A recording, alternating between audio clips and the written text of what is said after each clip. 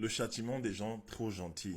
Ça, c'est une vidéo importante pour moi parce que ça va aider beaucoup, beaucoup de gens. Ok? Dans la vie, il y a deux types de personnes. Il y a ceux qui sont trop gentils, qui veulent faire du bien aux gens, qui sont tout le temps en train d'aider, pousser, booster, propulser, réseauter. En fait, ils sont en train de tout faire pour que les autres avancent dans la vie. Ils ont cette attitude-là naturellement. Malheureusement, ils attendent en retour souvent que les gens apprécient cela, que les gens les aiment, que les gens parfois leur envoient l'ascenseur en fait. Mais ce n'est pas toujours le cas, dans la plupart des cas. Déjà, pourquoi est-ce qu'une personne devient trop gentille? C'est parce que souvent il y a une recherche de validation depuis l'enfance. Il y a ce besoin de plaire parce que on a peut-être grandi dans un environnement où on n'avait pas assez d'amour, d'accord? On veut aider les gens. Il y a souvent, ce qui est malheureux, un désir de plaire. Et c'est là que naissent ce qu'on appelle les people pleasers, les gens qui aiment plaire aux autres. C'est-à-dire, eux, ils n'aiment pas la controverse, ils n'aiment pas la confrontation, ils n'aiment pas le clash avec les autres, ils ne savent pas mettre les limites, d'accord? Ils n'aiment pas mettre les limites, pourquoi? Parce que ça va amener les gens à se fâcher contre eux. En fait, eux, ils veulent plaire, d'accord? Ce sont les gens qui souffrent dans les mariages, ce sont les gens qui souffrent dans les relations souvent, même professionnelles, amicales, sociales. Et aussi, cette attitude-là, c'est l'attitude aussi d'une personne qui va, par exemple, une personne qui est dans une église, qui va aller nettoyer l'église, qui va être à fond disciplinée dans l'église et en fait être désordonnée dans sa maison. C'est une personne qui va passer le temps à résoudre les problèmes des autres, mais quand il s'agit de sa propre vie, sa vie est in shambles, comme on dit en anglais, en désordre en fait, d'accord? C'est une personne qui va venir en aide aux autres alors que sa propre vie est en chantier. Il y a beaucoup de blessures dedans. Maintenant, il y a aussi une catégorie de gens gentils qui sont nés avec un esprit philanthrope, d'accord? Ce sont les gens qui aident. Et comment reconnaître ces philanthropes-là? C'est quoi? C'est que ils se sont jurés de ne plus aider. Ils se sont jurés de ne plus venir en aide, mais ils se retrouvent encore en train d'aider. Ils se sont retrouvés en train de souffrir parce qu'ils ont trop aidé, parce qu'ils ont été trop gentils. Ils se promettent de ne plus jamais aider, mais c'est plus fort que c'est dans le sang, c'est sanguinaire comme on dit. Ils ne font qu'aider, aider. Maintenant, le problème avec les gens trop gentils, c'est que ils vivent en secret des grosses douleurs, des grosses souffrances à cause de l'injustice qu'ils subissent. Par exemple, moi j'ai vécu ça dans un sens où j'étais là à aider les gens, j'aide, et je me rends compte que dans la tête des gens, en fait, en aucun moment ils se disent que tiens, peut-être il a besoin d'aide, peut-être il a besoin. Ok, je me suis retrouvé même plusieurs fois à payer le restaurant aux gens, à des gens qui avaient de l'argent, hein, à plusieurs reprises, mais ils n'ont jamais pris le temps de se dire tiens, mais en fait, puisqu'ils payent ça, moi je vais payer ça. Et je me souviens une fois dans une chambre d'hôtel dans un pays, je me suis mis en colère en fait. Parce qu'une fois de plus, j'étais avec des gens qui étaient censés, que je pensais être censés responsables, pour comprendre que si on est ensemble en fait, si on mange au restaurant, il faut quand même prendre les choses en charge. Il y a un côté de moi qui n'avait pas le courage de dire non, non, de poser les limites. Et l'une des grâces que j'ai eues, c'était d'avoir rencontré mon épouse, d'accord? Mon épouse qui a été aussi quelqu'un de très gentil, qui a beaucoup subi. Figurez-vous que parfois elle invitait les amis chez elle, elle hébergeait les amis chez elle, elle faisait la lessive pour ses amis, elle payait le détergent, elle payait les machines pour ses amis, elle repassait les habits de chacun. Et les gens ont quand même réussi à lui mettre des choses, des sorcelleries, en fait, des sorcelleries dans sa maison, en fait, chercher à l'exploiter. Jusqu'à ce qu'un jour, en fait, lorsqu'elle se retrouve dans des problèmes graves, elle se rend compte que personne ne l'aide et elle pète un câble, en fait. Et ça va dans tous les sens au point où elle s'est fait des problèmes avec les gens. Et je me suis rendu compte que dans le paradoxe, en fait, du gentil, c'est que il souffre parce qu'il subit l'injustice. Il a une guerre interne parce que son esprit lui dit que ce n'est pas normal ce qu'il vit. Ce n'est pas normal sa façon de se comporter avec les autres. Ce n'est pas normal d'être trop gentil. Mais il y a un côté de lui qui est plus fort que lui, qui a besoin d'aider. D'accord? Et la guerre qu'il vit, c'est quoi? C'est qu'il est en colère, il a du ressentiment. Et un jour, qu'est-ce qu'il va faire pour se protéger? Il va poser des limites. Et ces limites-là vont venir comme un coup de marteau, en fait, dans un environnement où ils ont toujours été habitués à donner. Les gens ne vont pas accepter ça. C'est pour ça que si vous avez l'habitude de donner aux gens, ils vont finir par croire que l'aide que vous apportez, c'est une obligation. Il y a même des gens qui vont te dire, ah, Certainement, Dieu t'a positionné là pour nous aider, hein. Ah, moi, je connais des gens autour de moi qui avaient commencé. J'ai entendu, moi, je ne me prends plus la tête sur mon avenir assuré parce que William va se battre, il va devenir basketteur, il va devenir ceci, en fait. Ça m'a choqué, en fait, plus tard. D'accord? Il y a des gens comme ça. Ils savent que tu es gentil, que tu dois. Ils savent que quand ils viennent chez toi, ils vont toujours manger. Ils savent que quand ils viennent chez toi, tu vas toujours leur donner une bonne parole, toujours quelque chose. Mais ils ne se rendent pas compte, d'accord?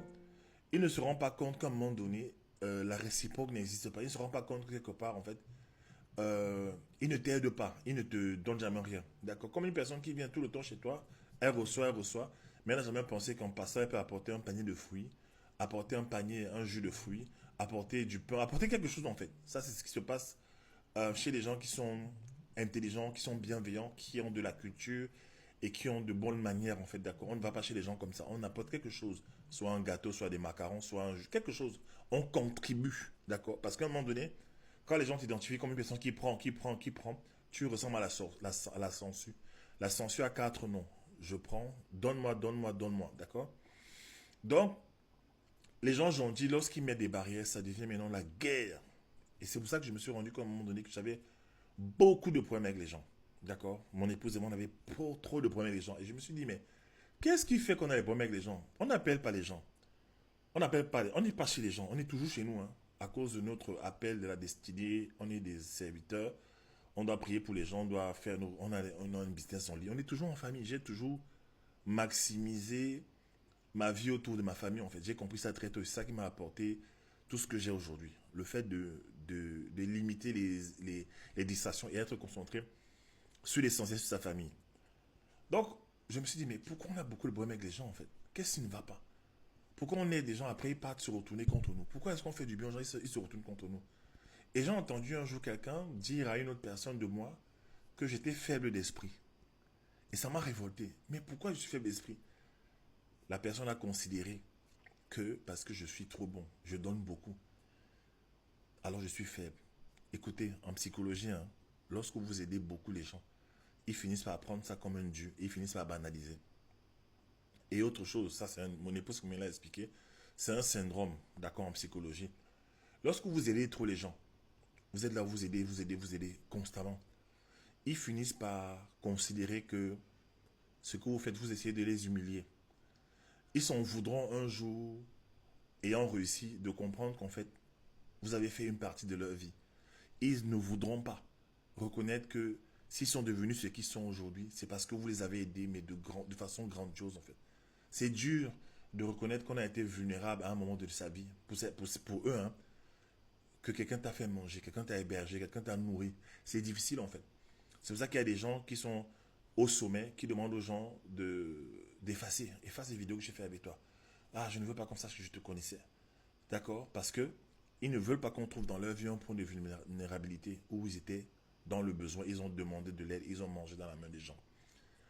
Au contraire, si tu acceptes que quelqu'un t'a nourri à un moment donné de ta vie, tu prouves que tu es humble et que tu es grand. Donc la personne gentille, je vais finir avec ça, qu'est-ce qu'elle doit faire? Elle doit mettre une limite. Ce n'est pas d'attendre que qu'elle ait fait beaucoup de bien avant de mettre les limites. La limite, c'est mettre dès le début. Donc la première chose à faire, première limite, c'est d'être gentil. La gentillesse, ce n'est pas un fruit de l'esprit. D'accord? Je crois que c'est une déformation de l'âme. Ce qui est bien, au lieu de la gentillesse, on va remplacer, c'est la bonté. C'est quoi être bon? Être bon, c'est de faire du bien aux gens, être généreux, mais avec sagesse, avec un certain regard, avec la capacité de tester les gens, de mettre les gens à l'épreuve. D'accord? Les gens ne vont jamais vous laisser tranquille s'ils voient que chez vous, ils peuvent profiter. Très peu de gens ont le recul nécessaire pour savoir qu'en fait, et que celui-là, il est trop gentil, il ne faut pas que je profite de lui. J'ai vu ça beaucoup chez les Occidentaux. Chez les Occidentaux, ils ne veulent pas prendre ta chose en fait. D'accord? Ils sont souvent très sages. Ils font attention. Je ne dis pas qu'ils sont plus sages que les autres, mais j'ai remarqué qu'ils n'aiment pas profiter des autres. Ils peuvent voir que tu es gentil, mais voilà, ils ne veulent pas prendre tes choses. Ils ne veulent pas. Et s'ils te prennent de l'argent, ils te remettent en fait. J'ai remarqué ça. D'accord? Et un jour, je crois que c'est mon épouse qui a fait, voilà, mon épouse a fait un rêve un jour où, dans notre maison, il y avait trop de gens qui venaient. Les gens mangeaient, les gens étaient assis sur notre lit. C'était le désordre, en fait. les gens profitaient. Et à un moment donné, on leur a demandé de sortir de chez nous. On leur a demandé, mais pourquoi vous profitez de nous en fait? Et il y a une dame qui a répondu à mon épouse. Elle a dit, est-ce que tu as déjà vu un endroit où les gens peuvent avoir les choses gratuitement à volonté et ils refusent de les prendre? Ça fait partie de la nature humaine. Elle s'est réveillée, elle a compris ceci, elle me l'a expliqué. Et Dieu m'a montré que c'était une de mes faiblesses, une de nos faiblesses. Être gentil, gentil, aider, aider, aider, aider, être gentil, être gentil. Et lorsqu'on mettait la limite parce qu'on était dégoûté, ça devenait maintenant des gens qui devenaient les ennemis. C'est ça. Une personne qui a beaucoup profité de toi, le jour où tu lui mets une petite limite comme ça, elle trouve ça comme une offense. Elle arrête de te parler. Moi, j'ai des gens qui ont arrêté de me parler juste parce que j'ai mis une limite en fait. Parce que je me suis remis en question, je dis, mais en fait, qu'est-ce qui fait que on se prend la tête beaucoup en fait? Et j'ai réfléchi. Je me suis remis en question et dit, bon, peut-être j'insulte les gens. Je n'insulte jamais les gens. Peut-être je ne parle pas les gens. Je ne parle pas les gens par derrière. Je fais attention parce que je suis un serviteur de Dieu. Je sais que tout ce que j'engage comme action, si je parle mal des gens, je critique les gens, ça va se retourner contre moi. Je sais ça. À cause de l'onction que j'ai. D'accord? Plus tu montes dans le monde spirituel, plus tu es grande spirituellement, plus toutes tes actions ont une certaine intensité. Les conséquences de tes actes ont une grande intensité. C'est pour ça que quand vous voyez un leader qui trompe sa femme, l'impact va être phénoménal en fait. Ça va se répandre de partout. Lorsque vous voyez un leader qui fait une erreur, qui fait quelque chose de mauvais, c'est grave en fait les conséquences. Parce que c'est quelqu'un de leader, quelqu'un qui a grandi, qui est fort spirituellement. J'ai donc compris ça. Et donc, en fait, moi, j'aimerais te dire dans cette vidéo, parce qu'il faut que je te donne une leçon, une stratégie qui va t'aider. Dès le début des relations, en fait, étudie les gens, teste les gens. Et parfois, arrête ton cœur, hein, n'aide pas avec les émotions. Réfléchis, mais est-ce que je dois donner l'argent à cette personne? Moi, je te dirais même prie d'abord quand tu veux aider une personne. Prie. Si tu as la conviction de Dieu, tu aides. D'accord? Ne deviens pas un avare, mais fais attention. Ok? Et la priorité, d'abord, c'est ta famille d'abord. N'abandonne pas ta famille pour aller aider les gens tout le temps, partout, qui vont finir par cracher sur ce que tu leur as donné. La gentillesse, c'est pas un fruit de l'esprit. C'est la bonté. Donc ne sois pas un gentil. Ne sois pas gentil, je répète. Voilà le message que je voulais te donner pour 2025. Ok? Allez, porte-toi bien. Ciao.